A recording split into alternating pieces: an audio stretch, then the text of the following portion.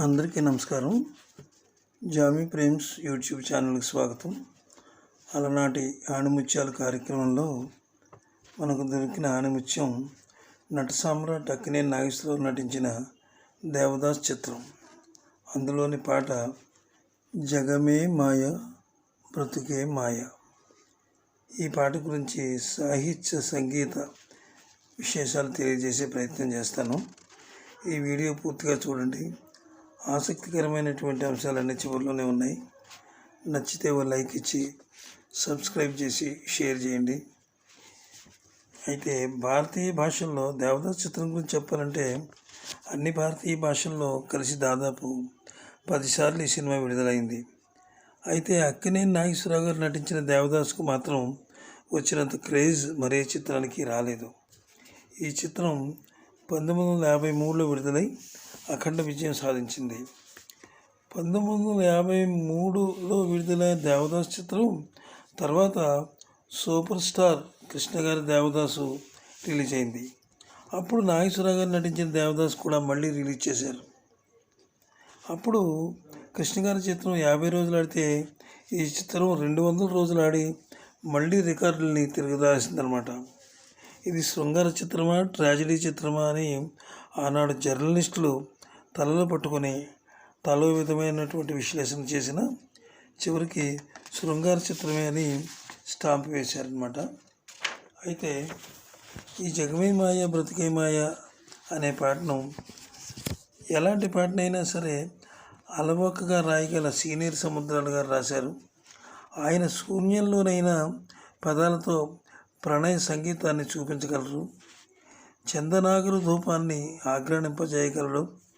పార్వతి పరిణతి చెందిన ప్రణయంతో పెదవులపై ప్రతిఫలించిన దరహాస రేఖతో సిగ్గుపడుతూ దేవదాసుని సమీపిస్తుండగా దేవదాసు ఆమె హృదయాన్ని పట్టుపార్పు చేసుకొని పవళిస్తానని ఆమె జీవితానికి భరోసా ఇస్తాడు. అయితే వారి జీవితం ఉషస్సు నుంచి తమస్సులోకి జారిపోతుంది. ఆ ప్రేమికుల గుండెల్లో విరిసిన గులాబీల్ని చిదిమేస్తుంది.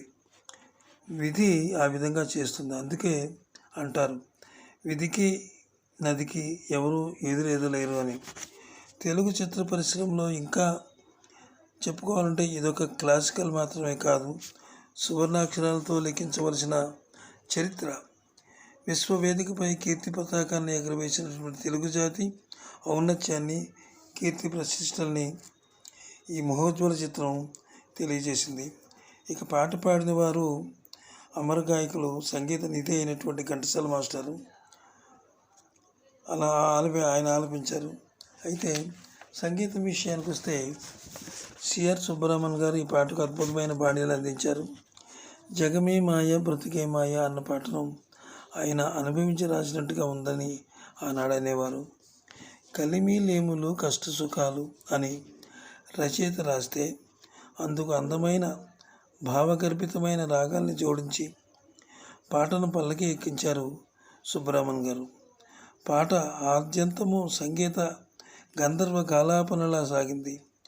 ప్రేమికుల అధరాల మీద హాస కుసుమాల్ని పూజిస్తూనే కంటి కొసల కన్నీటి ధారల్ని కూడా జాలువార్చింది ఈ చిత్రం. సుబ్బరామన్ గారు ఈ పాటకు ఆయన ఎన్నుకున్న రాగం విషయానికి వస్తే కొంత కన్ఫ్యూజన్ ఏర్పడింది. నాకు 2-3 రాగాలు కలిపి ఉన్నాయి, అందువల్ల క్లారిటీ ఇవ్వలేకపోతున్నాను. ఈ వీడియో మీకు నచ్చినట్లయితే సబ్స్క్రైబ్ చేసి లైక్ ఇచ్చి మాకు సపోర్ట్ ఇవ్వండి. అదేవిధంగా మీరు మాకు ఇచ్చిన సపోర్ట్తో ఇంకా ఇలాంటి ఎన్నో చాలా అంటే నాకు ఉన్నంతలో నాకు లభించినంతలో అన్ని సాంగ్స్కి కూడా నేను ఇలాంటి విశేషాలు చేస్తాను. సంగీతం సాహిత్యం విషయాల మీద కొంత నేను చెప్పగలనని అభిలషిస్తూ ఈ వీడియో చేశాను. తప్పకుండా నచ్చితే మీరు సబ్స్క్రైబ్ చేయండి, మాకు సపోర్ట్ ఇవ్వండి. జామీ ప్రేమ్స్ యూట్యూబ్ ఛానల్ని అందరూ కలిసి మాకు సపోర్ట్ ఇవ్వండి. నమస్తే, సెలవు.